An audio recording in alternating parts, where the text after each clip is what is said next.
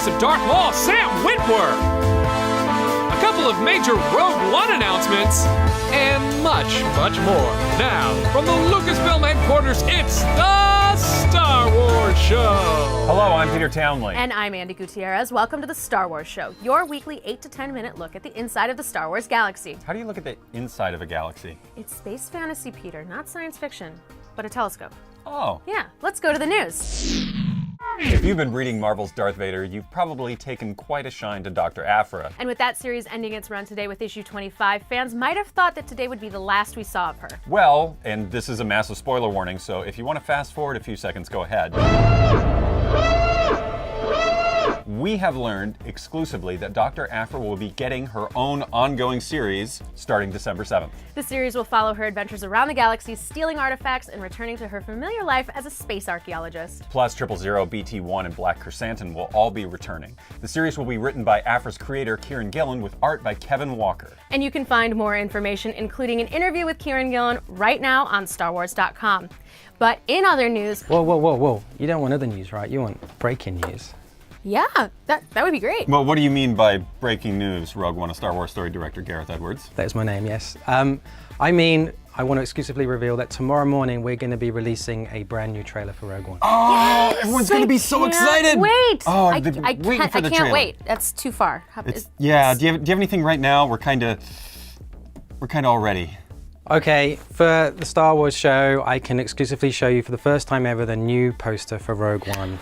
Oh, man. Look at that. Oh, the gang's all here. Oh, that's beautiful. Jyn looks awesome. I love the texture over her face. It's beautiful. Oh, here's a familiar face. The AT-ACTs. We got all the TIE fighters. All U-Wings. Dope. I think Saw turned out really good. He looks very heroic there. Wow, Gareth, thank you so much. That was phenomenal.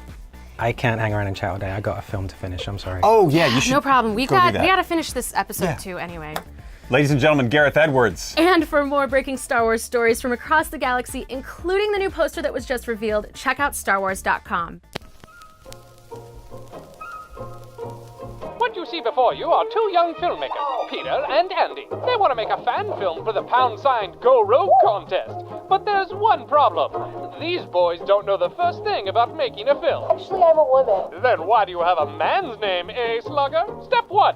Creating a story. The first step in any great film is a dynamite story. One with a beginning, middle, and end. Think of it as a book, but with less hard words to say. Attaboy, Slugger. Story away on those keys. Step 2. Production. Peter is shooting his film on a space-age telephone. But he's shooting it all wrong. That's right. Always remember to hold the camera correctly. Nobody wants to watch a portrait. Step 3. Post-production. Now that these two have finished shooting their original pound-sign Go Rogue story comes the difficult task of editing. Adding music and sound effects from a pre-selected and legally approved collection of tracks available on the easy-to-remember information superhighway exit of http://www.starwars.com/go-rogue-contest. Gallivanting, lollygagging, more editing, wasting time, hours of horseplay, and debating for hours on the merits of whether or not they want to release it. Then, and only then, will it receive their seal of approval and be sent to actual major motion picture executives to judge the merits of their filmmaking. Jolly good. And with all the information presented before you, you, too, can make a pound-sign Go Rogue fan film. Congratulations.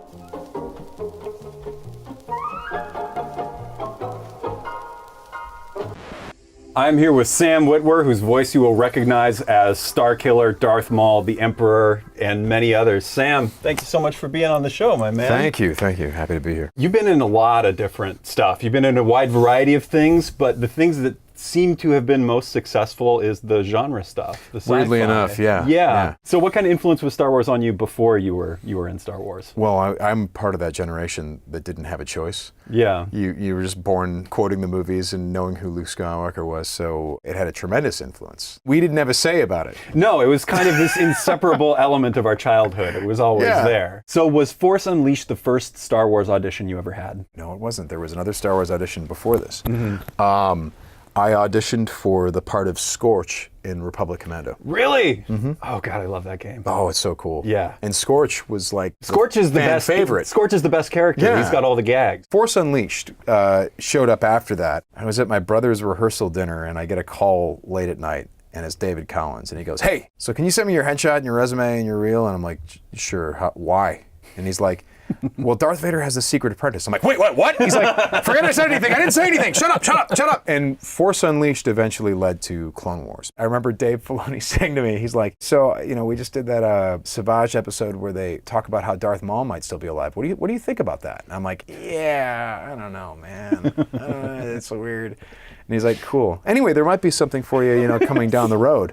And a year later, he calls me up and goes, I need Darth Maul. Can you do it?" So I said yes, not knowing if I was up to it. You've gotten to play Maul, not only evolving over the course of Clone Wars, but now many years later, even in Rebels. Yeah, it's been amazing because there was such an effort in Clone Wars to make sure that every time that the character showed up, that he was different. Yeah. That there was some new element that we were adding to it. And yeah, it's the same thing now with Rebels. But I mean, back in the day, we would have conversations 3 months in advance of a record, talking about the trajectory of the story and where we wanted the character to be. This guy is living this empty existence and does not understand. I mean, what does he have? He was so close. He was so close. He was actually doing well. Yeah. And he keeps getting knocked down. He was right there on the cusp in Phantom Menace, and he got knocked down. He was getting right back up there with Mandalore. He gets knocked down, and now here he is, no longer considers himself a Sith. So he's not playing by those rules anymore. When we were doing Darth Maul on Malachor, one of the things that I thought was important was that because he's so sincere with Ezra, he's that twisted old man, and he's very kind of kindly, and he's sincerely telling Ezra some stuff that could be useful or could mess with his head. But in order to lie about sincerity, in order to lie that convincingly, you have to understand those emotions. And I think at this point, Maul understands those emotions. He understands what it means to actually care about someone. He understands what it means to lose someone that you care about. So this is a different guy than he was back in the Clone Wars. What a journey, man. It's strange. Sam, thanks so much for being on the show, and we have more Star Wars show coming up right now. Hey guys, Caitlin Marshall here to talk to you about the 2016 Lucasfilm Art Show. The art show is an opportunity for employees and non-employees working on the campus to submit anything they want that shows off their artistic abilities. And it doesn't even need to be Star Wars related. This year's winners range from an oil painting to ballpoint pen drawing to an actual Jabba the Hutt record player. So Pete, we know it looks cool, we know it looks good, but does it work? It does work, actually.